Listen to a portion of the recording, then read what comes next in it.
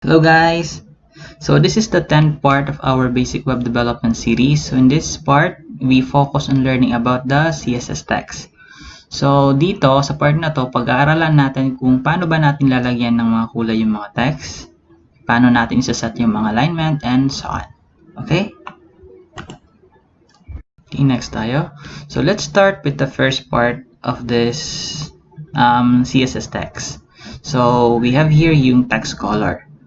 So the color properties is used to set the color of the text. The color is specified by the color name, like red, a hex value, then an RGB value. Okay? So we have here yung sample code niya at yung output niya. Okay, so let's go to my HTML file.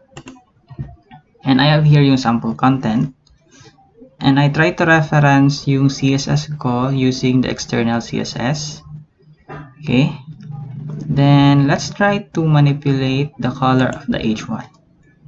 So H1 color property, then a value of green. Save. Then refresh tayo dito. Yan. Malaking ko lang. So nag-implement. Ngayon, paano naman yung kulay na sinasabi dito na hex at saka RGB? Paano natin i-implement yan? So let me try to zoom yung output natin. So we can take advantage yung tools na ginagamit natin before sa mga browsers. So let's try to right click and inspect.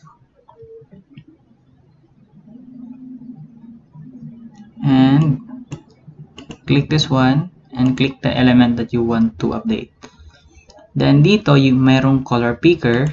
By clicking that one, itong value dito are the hex. Let's say I want to choose other color.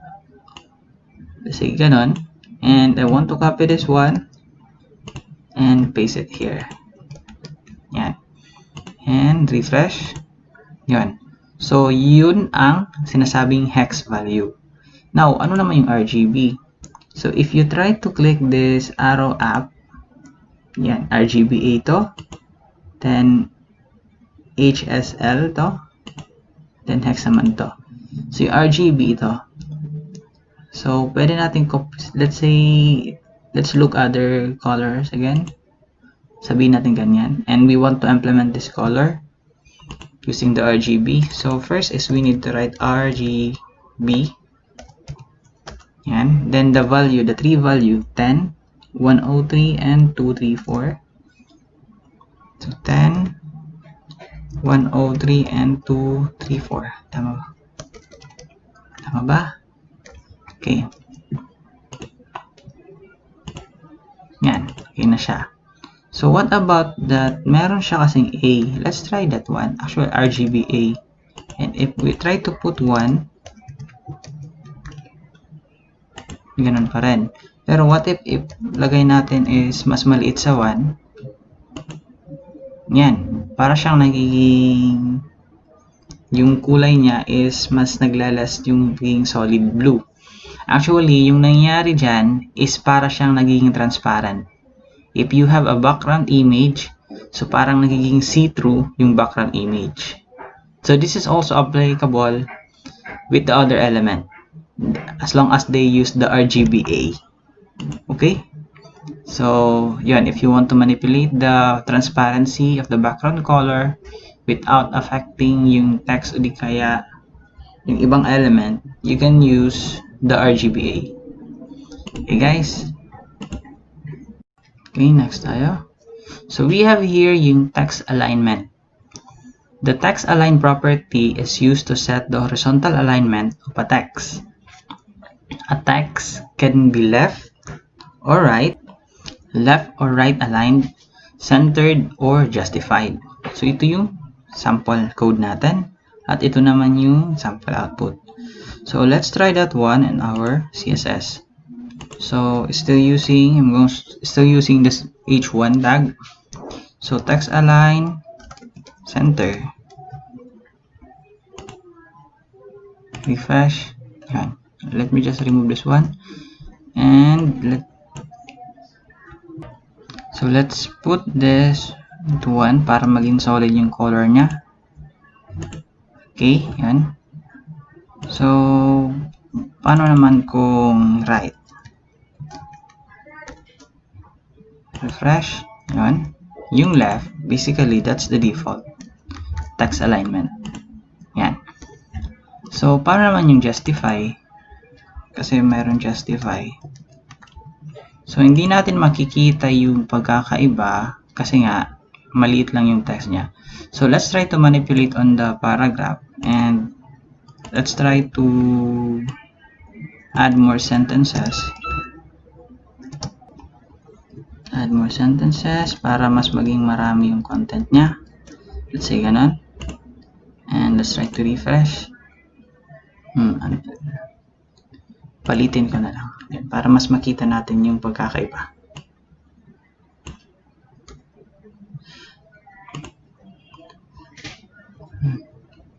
Okay, so basically by default, sa ngayon, naka-left align siya. So let's try to access the paragraph tag. Then lagyan ng text align. Sabihin natin start with the center. Save, refresh. Yan, sa center siya. Kung mag-right tayo, right siya. So what if i-justify na natin? Yan. So dito sagad, yan dito sagad din. Okay? So yun ang justify. Okay. Next tayo.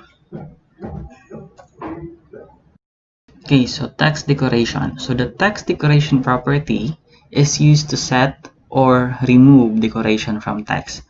A text decoration can be none, overline, line through, or underline. Okay, so ito yung code niya, yung sample, at saka yung out naman. So let's try it on our code. So let's just manipulate yung H1. So decoration. So sabi daw is none. Saan to manginan? So basically, since wala talang effect. Then, gagamitin yan natin. Next is yung, ano yun? Yung overline. Ano mangyayari if maglagay tayo ng overline? Sa taas may linya. Then yung line through,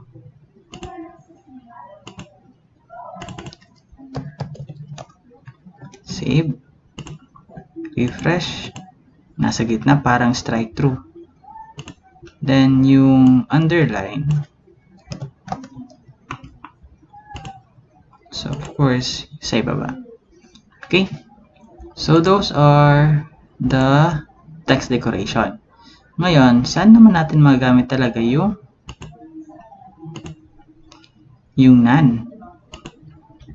So may mga element tayo or may element tayo na by default merong line kagaya ng link tag.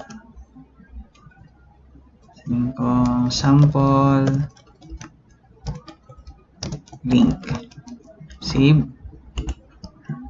Refresh. Yan. So by default meron siyang underline. Ngayon, if you want that underline to be removed, then we can access or select the anchor tag and lagyan natin ng text decoration of none. Save and refresh. Yan. Okay, so that's how we remove a line on a link. Okay guys? Okay, next tayo. So we have here yung text transformation. So the text transform property is used to specify uppercase, lowercase, or capitalized letters in a text. So ito yung sample code niya at ito naman yung sample output. So let's try it on our code. So let's manipulate the paragraph. So text transform. So let's start with the uppercase. Refresh. Yan. So naging capital na lahat ng text by using only CSS. What if I try to lowercase? So lowercase naman lahat. So pati yung simula na the. Okay? Then what if capitalize? Refresh. Yan. So, every word nakaka-capitalize or nagsisimula sa capital letters yung mga letters nila. Okay? So, yun ang transformation ng text.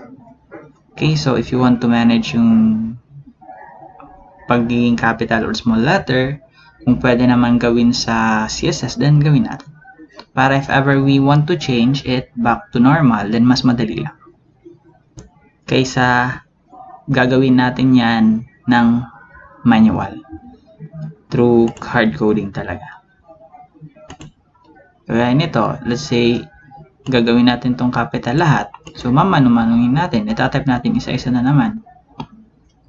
So, mas magiging matagal yung work. So, by manipulating it through CSS, mas nagiging madali yung mga work.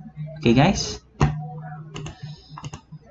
So, I think that's it, guys. So, I hope you learned something new today regarding sa mga CSS text, sa paglagay ng kulay, sa pag-set ng alignment niya, sa yung mga decoration, like yung sa underline, stripe, overline, line through, mga ganon.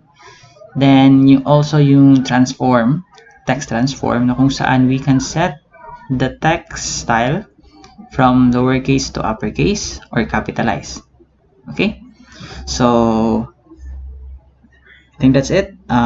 Just like I always say, guys, just keep practicing para masanay tayo sa paggawa ng website and never stop learning. Okay? So, let's call it a day. Thank you for watching and goodbye for now.